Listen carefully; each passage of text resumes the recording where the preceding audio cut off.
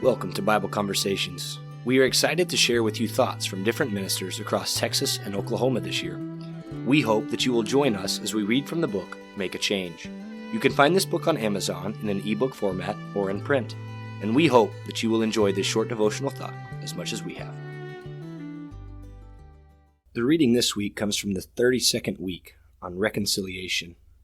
Today's reading is from August 10th by Joseph Lewis and is entitled, Jesus Reconnects Humans to God. It has been pointed out in the last few chapters that God is doing this reconciling through Jesus. While Jesus walked on this earth, he was constantly impacting people. He had this incredible way of reaching out to people and giving them exactly what they needed. In Mark 12, we see two diametrically opposed groups who join forces to trap Jesus in his teaching. They simply ask, "Is it lawful to pay taxes to Caesar?" From Mark 12:14. Jesus' answer causes the people to marvel in verse 17, but when we look at the answer, it doesn't appear marvelous at first. That is, until you understand some of the context. Jesus first asks for a denarius, a coin. He then proceeds to ask, whose image and inscription is on it? When they answer Caesar, he instructs them to give to Caesar what belongs to Caesar, and to God the things that belong to God. At first glance, he seems to be talking about money, but that would be missing out on the real meaning. The word image that Jesus uses here would have immediately reminded the crowd of Exodus 24.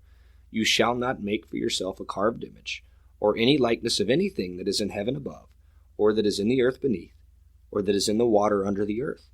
The second of the 10 Commandments. It is also the same word used in Genesis 1:26 and 27, describing the way man was made in the image of God.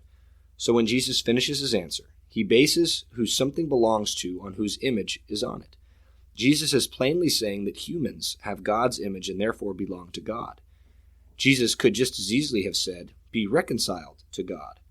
Not only was he refocusing minds and hearts with his teaching to reconcile people to God, he changed lives with his grace and wisdom, his kindness towards the outcast, and his instructions to those he healed. Go and sin no more. Jesus was constantly reconnecting people to God. Can humans reconnect themselves to God?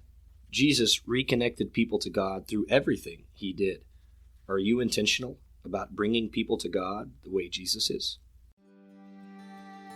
Thank you for tuning in to this week's Conversation Starter. We appreciate your desire to study God's Word and grow in the admonition and knowledge of the Lord. If you'd like to reach out to us, we have an email, kcocbibleconversations@gmail.com, or look us up on social media on both Facebook and Instagram, simply Bible Conversations. Please check back on Friday for our full episode.